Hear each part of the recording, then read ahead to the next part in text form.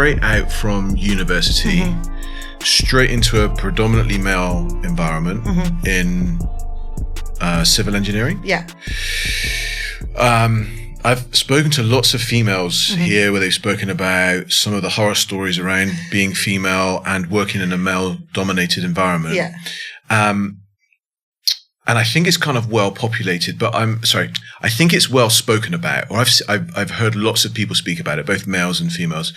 I'm just wondering, of all of the conversations that you've heard about encouraging women that want to go into this type of industry to say that there is a place for you, as well as encouraging men to say and understand there's significant advantages to having someone that thinks completely differently and is of a different gender to you to come in this space. Is there anything that you've not heard in the narrative commonly that you think is worth mentioning to say, actually, no one's talking about this.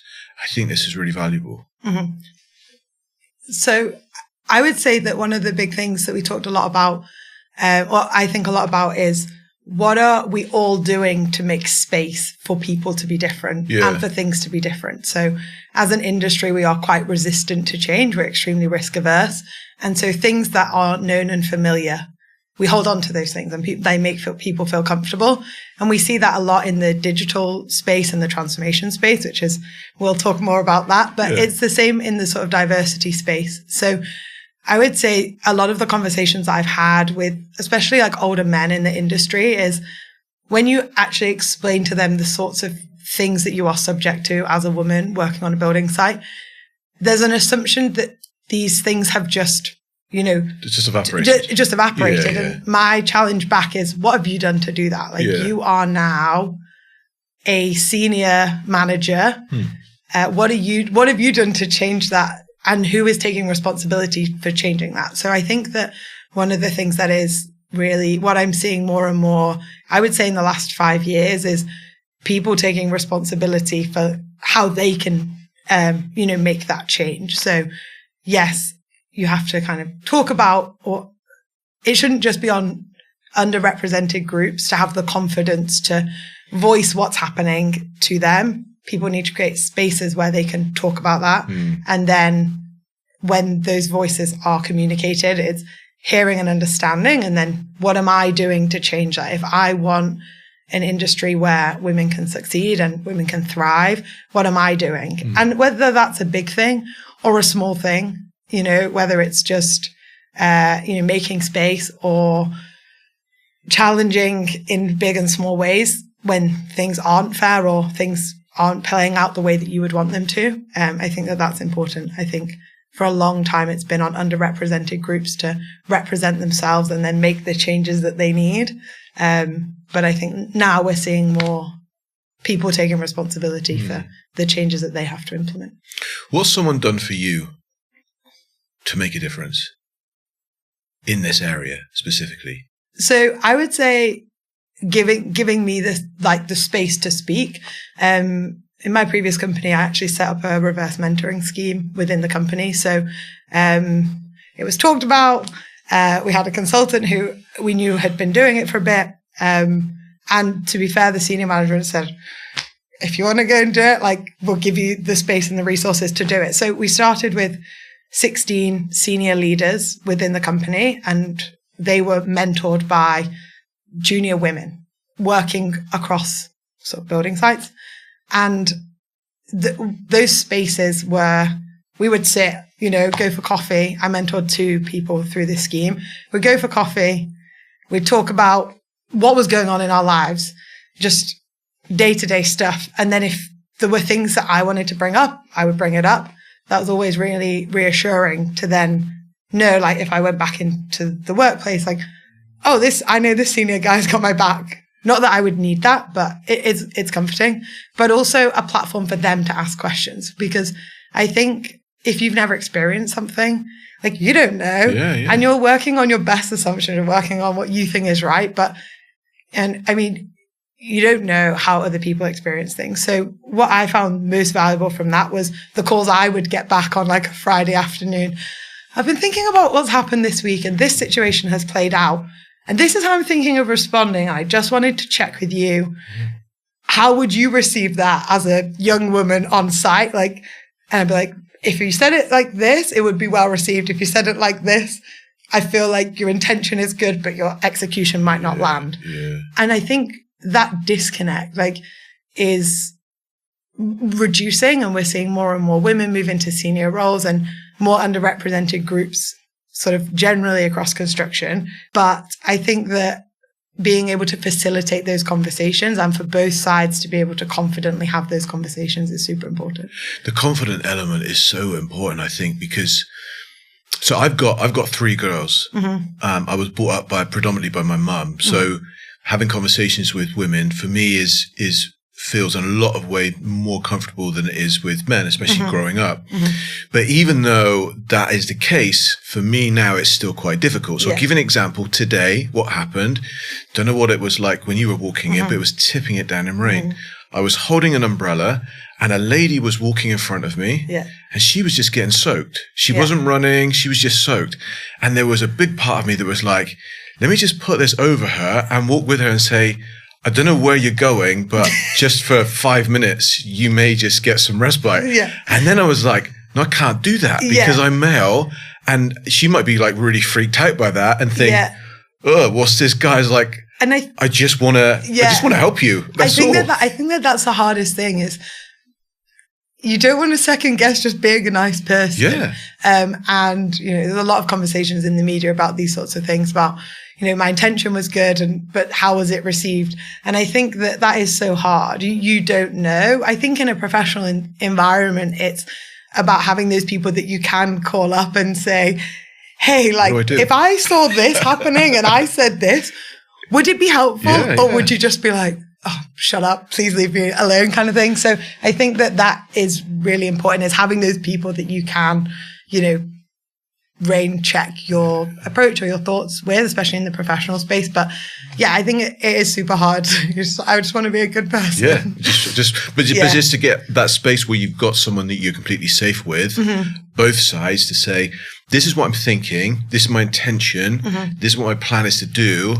Just give me some feedback. And I think for me, those conversations are also helpful because I'm just sat there thinking, this is so obvious. Like, why didn't we just do this? Like, you know. So in that scenario, what should I have done? I didn't. I just held my umbrella and tried to walk a bit faster to go past her. I would, maybe just say like, do you want to share my umbrella for 5 minutes? But even in that sense, I know that you might completely overwhelm her. But I mean, just ask. The worst she can say is no, I guess. Get lost and run and scream it. Anyway. That's fun. So talk to me about Alice. To kind of coin a phrase, who the heck is Alice? I know, we could just play that song. So we're a tech startup. We use AI to optimize construction schedules. Essentially what you do is drag and drop your construction schedule into the tool. It becomes a constraint model. From there, you can model risks and opportunities, understand where you can sort of identify project accelerations, cost efficiencies, resource efficiencies, and use the platform to kind of help you build out your construction schedules. Not everyone. People are concerned about AI. And people are concerned, I think, for a few reasons. One is losing their job to AI. The other one is the stuff that comes back from AI is just not going to be right because it will just hallucinate and come out with all kinds of nonsense. And I think the other thing that people are concerned about with AI is they just don't know how to use it that well. So as soon as you say AI, I'm wondering how many people like instantly have said, right, no, I'm checking it out. That's a problem.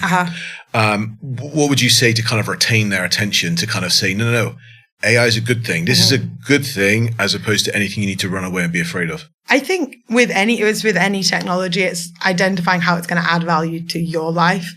So with Alice, you know, you can get the tool to do a lot of the tedious tasks that, you know, take a lot of time. Resource loading a schedule in traditional software takes ages. In Alice, it's a lot easier. It's a lot quicker. It's something that people don't do because it's hard to do and it takes a lot of time, which people don't have. Schedulers on construction projects do not have spare time. And so it's understanding where it can really add value. And I think that the concern that AI is going to take our jobs is, we get this question all the time.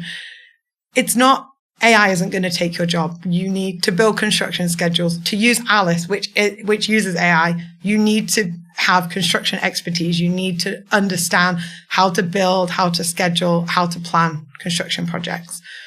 But people using AI are able to do certain tasks a lot quicker and more efficiently.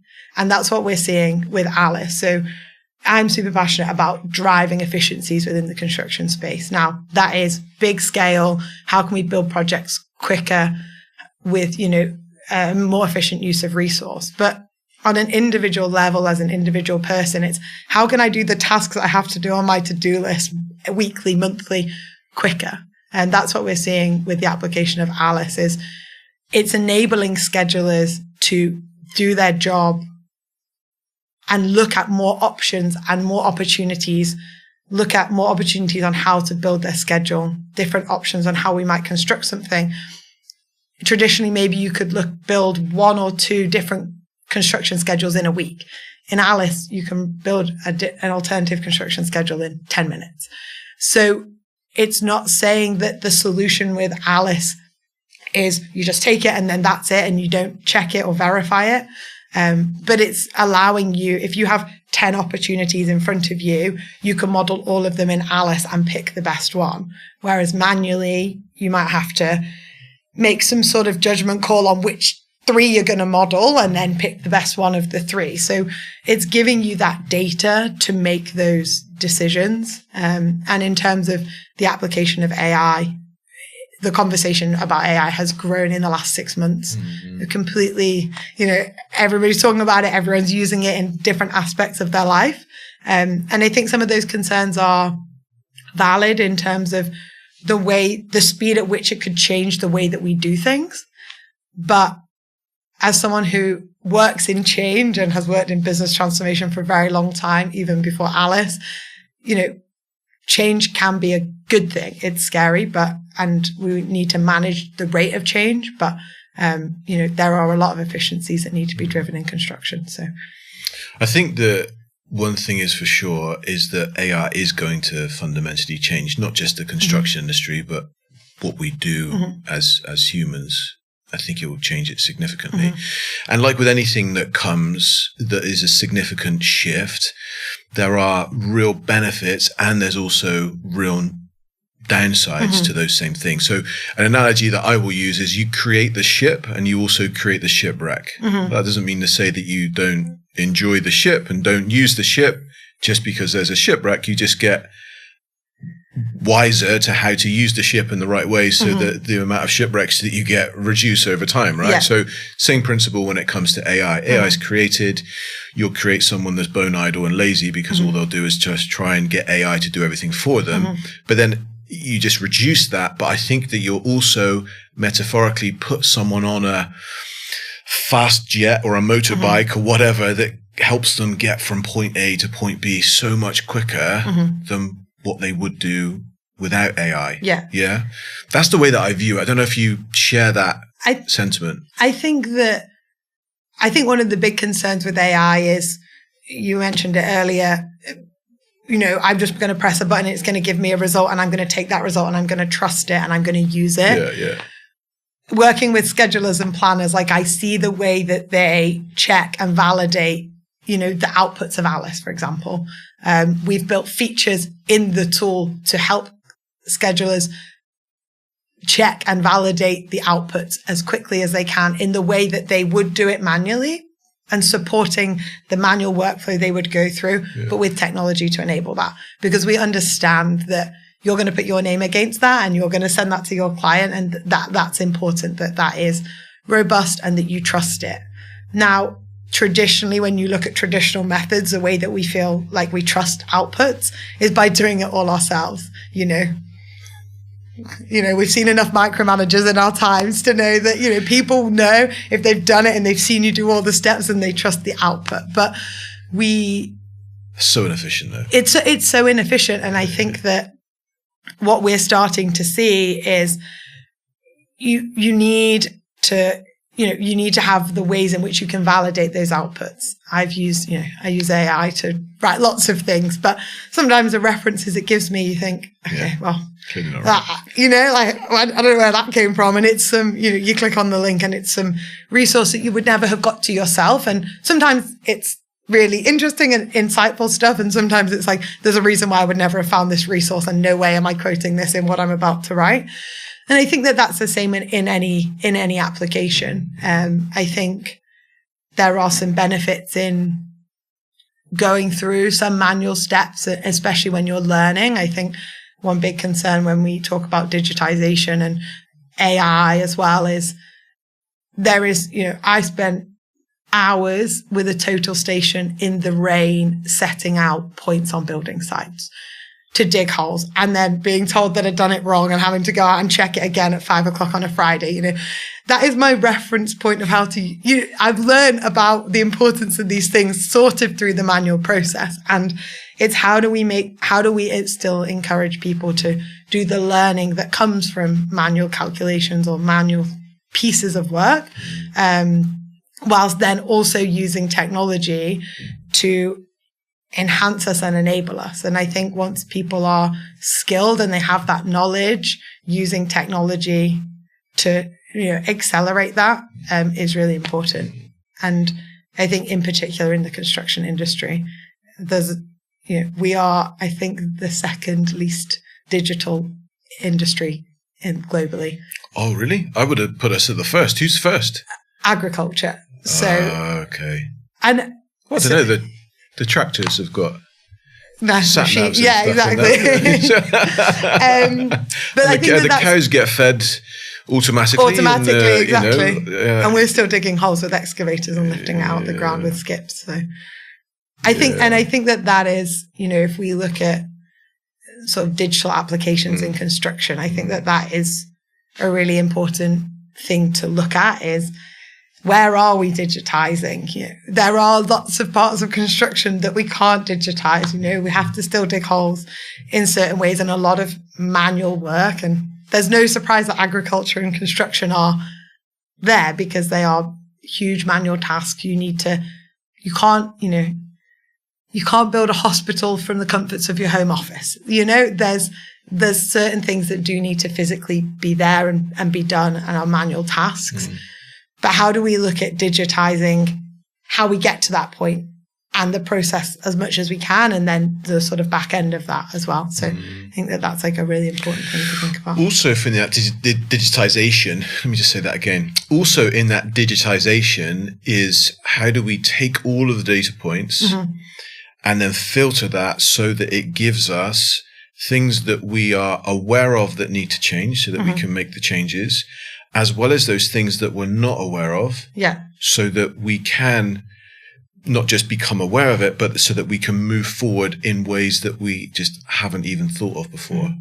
Yeah. I'm just wondering, with your change management background, what you have seen and what you'd offer in terms of to that point. Yeah, I think that's something I used to think a lot about working in sort of, business transformation was, you start by digitizing the process. You identify a task or a series of tasks that people are doing. And the way to get people bought into using tech is to be like, well, you currently go from A to B manually. So let's do it digitally and it will be quicker and you'll have a record and, you have to find a benefit. Otherwise, why would I, the person doing it, learn the new system? So you need to find the benefit of going from A to B.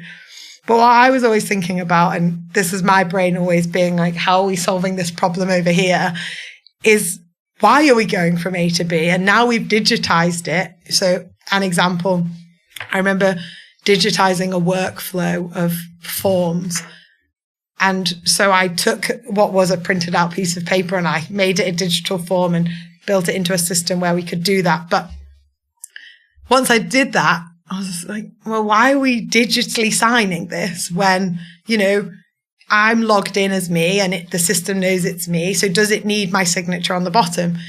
It doesn't, because there's a record that it was me that did it. And if it's a permit, then we have that record. But for the person who I'm trying to convince that this is, digitization is the way forward, we need it to be as familiar to them as it was. And in the sort of more manual process. So, but then once it's there, you then start to say, well, maybe could this process be changed? Because now we're working digitally. Do we need to fill in all of these boxes? Could we automatically fill in this? And then it's who's receiving it. Are they reading 3 pages on a digital form? I don't know if they are. Now they're probably putting it into AI and getting a bullet point summary of the form and signing that. So I think it's understanding, once you've digitized a process, whether the process can then be enhanced. But the first step is, how do you make that change so that we're all working on the same platform? And then how do you manage resistance to change? You mentioned before that we're habitual. We like to find something that works and stick with it until something forces us to change. Yeah. And I see a lot of good elements in that, because what you don't want is the other side of that, as another side of that extreme, where you had what's the name of that submarine that went down? Was it the Discovery? No, the Titan. Yeah. Was it called the Titan? I can't Wasn't remember the Titanic, was it? What was it called, Kian? Do you remember the one? Just Google it really quick. Do you know the one I'm talking about? Yeah. That just went down and they over... So what they did is they merged, and I'll kind of restate this again because I want to make this point on the podcast, but they merged titanium with plastic. And you know that titanium and plastic don't really meet together too well, right? And then they were putting that under stress down where the Titanic is. Yeah. It was called the Titan. Okay, fine. And so it's really, really useful to have this aversion to change, because it enables you to find what works, and we'll just stick with what works because we know it's safe. The other extreme is we want to push all the boundaries and we want to come up with something really, really fun and good and edgy and exciting. Yeah. And we want to fail fast and learn quickly, and we'll call it the Titan. Yeah. And it's a submarine, and we're blending 2 different materials together that we've never blended together before, and then tested it deep in the ocean.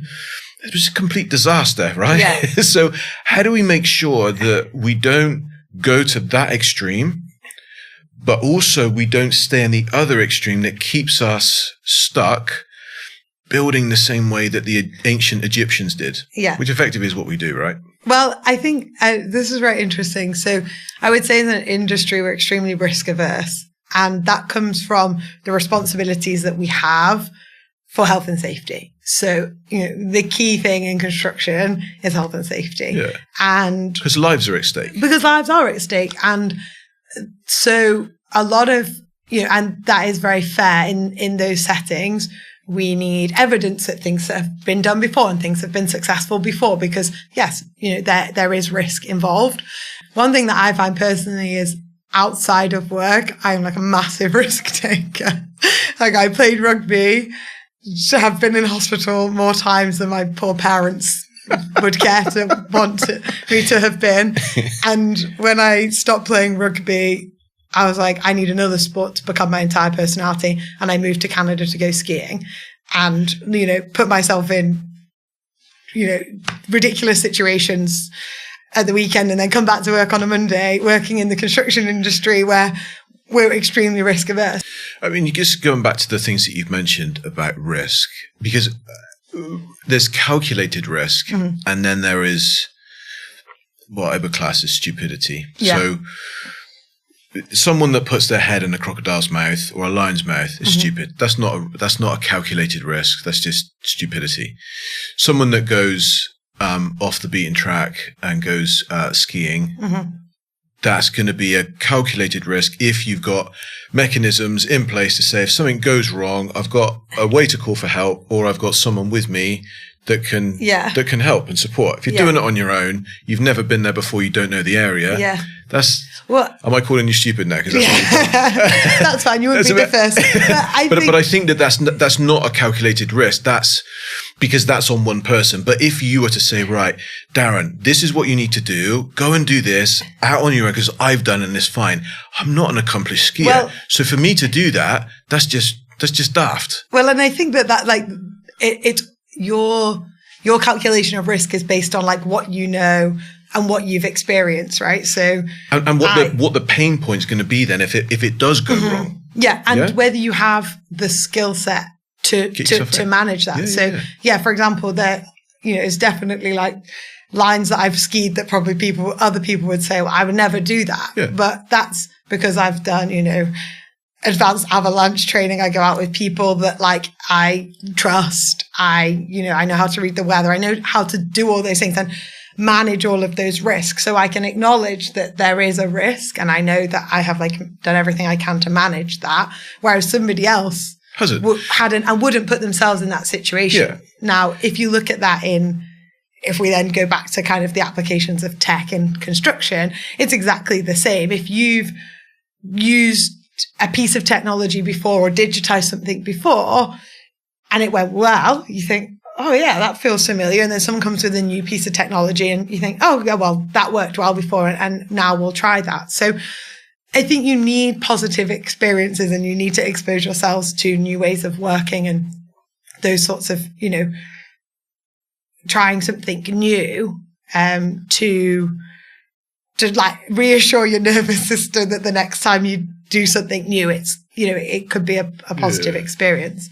But the other thing is what you mentioned. So just going back to your skiing situation, if you've done avalanche training and these other things that you've listed off, I've forgotten exactly what they were now. But it's not just a case of, I'm really good at a red run. Yeah. So now I'm going to just take myself off into the outback. Yeah. Because that you would never do that. No. With like in clear conscience and with a sane mind. Yeah. Because the risk is just too great because you're not able to take all of those data points in that you're seeing and interpret that in a way for you to keep yourself safe and having fun and this kind of thing that's discovery, right? You want to discover. Yeah. But if you have done advanced avalanche training and you know how to save people's lives and do this, that, and the other on a mountain, you've got all of these data points that are coming in because of the experience that you've got that someone that hasn't got that experience, they're not going to be taking those data points in. Exactly. So I would say that you have done a risk assessment and I would feel more comfortable with you doing that type of thing and feeling, do you know what? I think you've got it. You're fine. You're good. Yeah. Is there a chance of it going wrong? Yeah, but I'm sure you can get yourself out of it. Go and have a great time. Yeah. And I think that is very fair. Like I am someone, I think, people have looked at, basically since I joined the industry, I have always challenged the way that we do things and I've always been willing to try something new. But I think that is very true.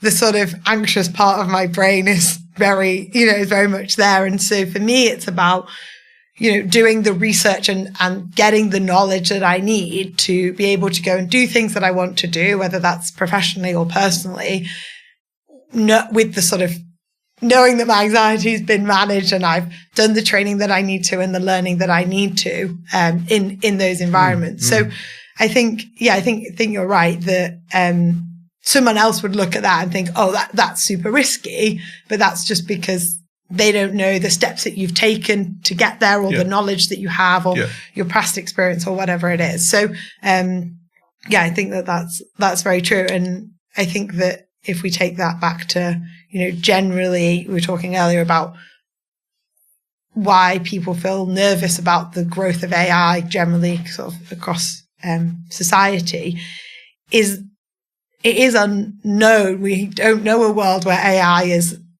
a day-to-day feature. So it's an unknown thing. But there are people, in tech companies who've been developing this for years. So there are people who have been using it for a long time and maybe they're, in isolated pockets. But those people do exist and those areas of the world do exist where, maybe those sorts of things have become more known. There's a guy that I don't know if you've heard of, but I think you should look him up. There's a guy called Stephen Kotler. No, I haven't. No, okay. So he talks about something called flow. Yeah. And this is, and I totally agree with his research. So he's a flow state scientist, and he studies how to get into flow and how to get out of flow and what the benefits of flow are. And he's an avid skier as well. Yeah. But he's, I think he's in his 60s, but he skis the same types of runs that you're talking about. And he does it intentionally because he says that in order for him to survive, he needs to be in a state of flow where he is taking all of the things in around him and he's making these micro decisions all the time to keep him alive so that he gets to the end. Because if he doesn't do that and you're not in that state of flow, then what you become then is really risk averse, and eventually you get scared of everything and you get really old really quickly and you get afraid really, really quickly and you don't live a fulfilled life. So I think that you would like his research, but that's what I see in the construction industry is there is this thing of I'm not in a state of flow because I'm just in a state of I know that I'm safe. I'm not pushing any boundaries or trying to do anything that just gets me to focus on this one thing. And because of that, I'm not being like a child. I don't mean childish, but like a child where you're discovering things all the time and life is fun and you're progressing and you don't know what the end's going to be like, but you're pretty confident that if it does go wrong, you've got enough around you to be able to get out of the situation. Then you make this really amazing discovery and you're like, quick, everyone, look at this. Yeah. And then you all together enjoy this new thing that you've discovered. And it's interesting you say that. So yeah, that absolutely describes like the times I feel most alive. Alive, like playing rugby, I would say like skiing, definitely, like climbing mountains, whatever it is.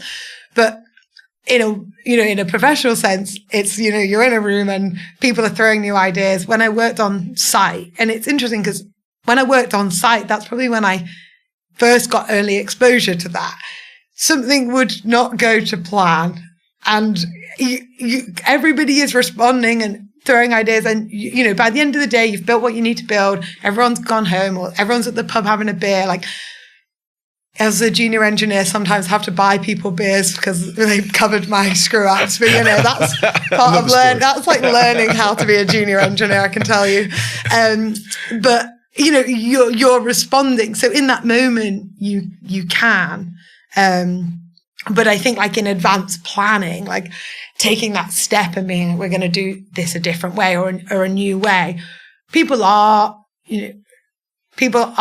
resistant to change in the industry, but I think that, it's easier to hold on to stuff that's familiar. But what I've seen, my experience is that people are able to get into that state. And we don't want to just use those skills when things, responding to things going not quite to plan and having to recover. Like, how can we use those skills to drive us forward and find those new ideas and new opportunities in advance? And planning those into the way that we plan to do things. Exactly right. And that's what I see in these industries that are moving at a pace that the construction industry isn't moving in. So you mentioned tech, that they are moving in those areas where it's nothing's broken, but let's try and refine it. Let's try and make it better. Yeah, I think that is true. How do we kind of get ourselves into the place that we want to be in rather than waiting for it to kind of happen to us and then setting or course correcting and putting ourselves on the right path once we've got into the wrong place. So, And so people that listen to this podcast on a regular basis, I'm sure are sick of hearing me say this in terms of what I do as a leader of a consultancy is try and help people achieve what is possible around sustainability and energy, as opposed to help people meet compliance, and steer away from the conversation where it says, we're waiting for government to come in and set this standard and set the other standard and the other thing. Well, that to me is like, it's not worry about the government standards because the government in any country, there's not a country that I can think of that has got a government that has introduced something into people's lives that have systematically improved someone's life. So travel, broadband, communications, all of these are being developed and created, not because a government has said this is a standard we need to meet, but that someone said, I wonder if this is possible. Let's try and do this. And I think when you look at sort of, if you look at like construction tech leaders, for example, Renee, our CEO, he did his PhD at Stanford, and the idea of Alice came off the back of that. Now people we're working with new customers every month. We're working with new customers. To them, Alice is this new idea, but to Renee, it's something that he's been thinking about for over 10 years. So you need people thinking about it before people are ready for it, because then the solution is ready for them when they're ready for it. But I would say that one of the parts of my job that I find super interesting is working with such a broad spectrum of kind of customers. So we work with owners, management consultants, consultancies, construction teams, on infrastructure, industrial projects, but I focus a lot on data centers. So I work with a lot of big data center customers. And one thing I find really interesting there is that, companies that are building data centers are innovative at their core, because most of them are tech companies. And so working with them at the interface of, how are we using Alice to help us build data centers most efficiently, quicker, in whatever location we're building the next data center.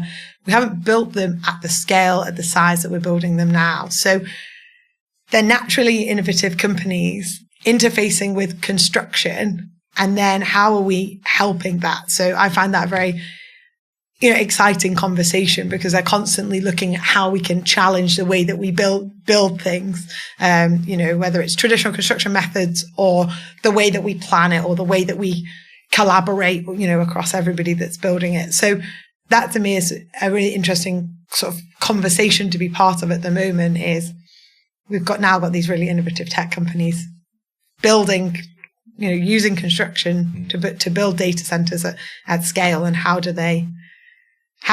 might that change the way that the industry does things? Because suddenly they're the client. And if your client is saying we want to build a data center in X days, and you think it's X plus 100 days, then, what are we going to do, and how are we going to level up to that? So. Just linking in with your original degree, civil engineering. Yeah. Now really you work for a tech company. Yeah. I guess when you first finished university, you probably didn't see yourself in this type of role. No, I guess I didn't even know that this existed. There you go. So you could, and now see it, right? I do it. I'm like, okay. So what advice would you give to your younger self, and what advice would you give to someone that's maybe just finishing at university and is really just thinking, my career is just like this in terms of, its scope? Yeah. Because it seems like to me your scope is massively increased. Yeah. So I would say, I got this advice a lot when I was younger. I just wanted to get to the bit where I was doing the bit that I really enjoyed. So I just want to just clarify here, just for those people that are listening, you're saying younger. I don't reckon you're above 30. So I wouldn't class you as old. When I was in my first few years as a graduate engineer, I definitely I did a lot of roles. So I worked in design management. I worked on site. I did a design role. I worked on the bid for High Speed 2 when people were bidding for that. So I did all these like entry level kind of engineering roles, and I had some amazing mentors at the time. I would every 6 months be like, I want to do something new, or I'd be like, I don't want to be doing this for anyone. I don't think I like this. This isn't for me. And they were very good at saying, just focus on what you're learning. A strong foundation is going to help you get to where you want to go. And I didn't know where that was. Mainly it was not being told what to do. Okay. And having creative freedom to think and, be the person that I am. So that was that was where I wanted to go. I didn't know what that was. It's the metaphoric off the defined ski slope and off into the world of this, exactly. having fun. That's what you wanted to do with your career. Exactly. With some people who also wanted to do it. But that was where I was aiming for. So, I had some great mentors, and I would say that, I became a chartered engineer within sort of 4 years of starting in the industry. And I was like, I just want to get this so that it's important to me. I did a degree in engineering. I wanted to become chartered, and I wanted to have that foundation and understand how the industry works, and getting that experience across a broad brush has been really helpful for me. I would say in doing all of that, I was always pushing the boundaries. I was always saying, why are we doing it like this? And never satisfied by that's the way we've always done it. And I was always pushing that, and was always willing to tell some senior person my opinion on whatever it was. But I think that getting that foundation and like learning in every role that I have done and taking what I can from it, and sometimes doing a role and knowing that it wasn't what I wanted to do forever, but I was learning a lot from it, was really important. And then I think out of the back of that is in doing that, you find a lot of people that you resonate with, and it's holding on to those people and seeking their advice. So I've had some great mentors who have like professionally and like from a technical perspective helped me move into roles. I've had mentors from a personal perspective sort of encourage me to bring my full self to work, which was something that was challenging, especially in my younger years. And then I think for me, it was taking opportunities when they presented themselves. So, I was head of business transformation in a big construction company, and the opportunity to move to Alice was for me an opportunity I'm so passionate about things being efficient, was taking off do I need a job which is just about that? And do I want to go and work for a company that is just about that? And I would say that the biggest kind of reference point I have when making career decisions is, what's my mission, or what do I want my mission to be? And do I want that to be my day-to-day job, or do I want to work for a company or in a team that is achieving that mission? Mm-hmm. If you're working in a company or a team that is achieving that mission, maybe sometimes the day-to-day tasks you're doing feel really far removed from that. Coming on podcasts, no, I'm joking, and talking about those things, but that's part of the mission of, of building a company together that's going to drive those efficiencies that I'm super passionate about in the industry. So I'm interested now because you kind of mentioned the word wacky, or the phrase wacky ideas. Yeah. Because I don't think anything's a wacky idea unless it's obvious it's not going to work. Mm-hmm. But I can see that there would be resistance to an idea that's new or no one else has thought of, because there's a bit of a gap with trust. Yeah. So as an example, something that we do frequently is we get on aeroplanes and we trust that there is at least two competent people at the front of the plane that can fly it. Yeah. But we've never met them. We've never spoken to them. Most of the time we don't speak to them, and we just trust that it's all okay, right? Yeah. But it's not the same when we get on other forms of transport, especially if you're in a car and you get picked up by a taxi driver or an Uber driver, and you look at them and you're like, no, I'm not feeding this one. I'm off. Yeah. You know what I mean? Yeah. So I think it's kind of to me, it seems like a bit of a trust gap. Mm-hmm.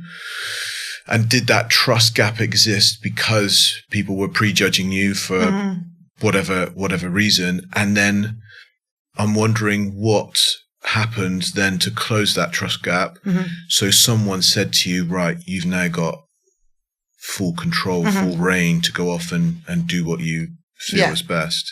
I think that I don't know if you ever thought about it that deeply. No, I think that's fair. I think that I've definitely learned how to communicate what I'm seeing, my ideas in a way that will make other people feel comfortable and trust from the beginning. I think that was a big learning curve. I've definitely sat in front of some senior people and given them my opinion. I look back and think, now I would word it differently, So I think learning to communicate that, and I think meeting people where they're at and understanding that. I think that, driving change in any way takes a lot of emotional intelligence. You have to understand where people are at. They don't know where they're at. They don't know how they're feeling. You can just see it on their face and the way that they're sitting opposite you. So you have to understand that, and then you have to figure out where you want to get, and you have to, figure out, and this is all within 5 minutes of meeting someone, how you're going to get them there. So I think, learning to communicate sort of ideas in a clear way, focusing on, how it's going to help people and stuff like that. I think that's been really important. And then, I think, getting buy-in from people that have that, level of trust and respect within an organization is also really important. And I think that's where, mentors or supporters or, people who have kind of got behind things that I've suggested have been really helpful for me. But I think, getting, you kind of use that as well to kind of help drive new ideas forward. You didn't say this, but this is what I heard. Advice to younger self. Yeah. Get really good at communication. Yeah. Because as soon as you're good at communication, the passion that's in your heart and in your mind will be able to be packaged in the right way, that person that you're giving that gift to receives it and opens that package up with a smile on their face. And so they can use it and they see the benefit of it, as opposed to you just chucking something at them wrapped in newspaper. Yeah. Well, I'm not interested in that. It's rubbish. It's funny you say that. When I was about to graduate, and I would say that I, did well enough in my degree, but there's definitely people who did better. I got a graduate job offer. And I remember running into my professor. I was like, I got a job. And he was like, of course you got a job. I was like, okay, but you've made me feel like maybe I wasn't going to get a job. He was like, I just communicated to you that playing rugby wasn't the most important thing that you were here to do. I was like, okay, I understand that. But he was like, of course you got a job. He was like, you're so good at talking to people. You can communicate really well. We don't really test for that in these tests, but obviously you've got a job at a construction company, and you're going to do well there because of that. So it's interesting that you bring that up, and I think over time I've definitely learned that. And now my job all day every day is talking to customers, helping them get value in our software, and I do wish that I've definitely sat in rooms and thought, I'm not as technical. I don't care enough about calculations. I'm in this room full of people who care so much about that. And I do wish that someone would have, I wish that this career path was outlined to me probably younger, that, there is an industry, and there are parts of construction where you can have technical conversations. I sit and talk about concrete and steel with my customers all the time. And I'm using that knowledge and I'm flexing my engineering muscles, but I'm using as well my communication skills, my emotional intelligence to help those people and help get value and drive value across our industry. So I do wish that someone had told me probably at age 22 that there was going to be a job out there where I could just talk about engineering all day, every day. It's fun, isn't it? That we, especially for younger children doing GCSEs, you take the topic English, but it's not really about communicating verbally. Yeah. Not that I remember. I know. And I didn't like English at school. I only liked maths and science and sport, which, that's my entire personality now, so that's fine. But you made mention of emotional intelligence. Is that, maybe they should put that in an English topic somewhere, emotional intelligence. I mean, you just got to be, it's communication, isn't it? Yeah. And that's the language that we speak. I think that a lot of career advice at school doesn't focus on any of the softer skills. And, we talked about earlier, barriers to, women getting into construction, things like that aren't necessarily written down on a job description. But when you meet someone who is emotionally intelligent and can communicate, they do stand out in certain rooms. And I think that focusing on not just have you got the right degree, or have you, been to the right university or whatever it is. I think not focusing on other things is how we are going to get, more people and a more diverse sector of people like into our industry. We need to think about, what skills we want and what behaviors we want to be displayed within our industry, and not just be about, who got the highest score in a maths test when they were 15. So Bryony, it's been great having you on the podcast. I appreciate your passion, your understanding, your wisdom, and also your ski stories. I would say just keep pushing the boundaries and keep doing what you're doing, because at least from where I'm sitting, you're making a difference. But I just want to thank you. Thanks for coming on. Thanks for having me. Thanks for watching to the end. I think that you'll like this, but before you do that, just make sure that you've commented and liked below, and also that you subscribed.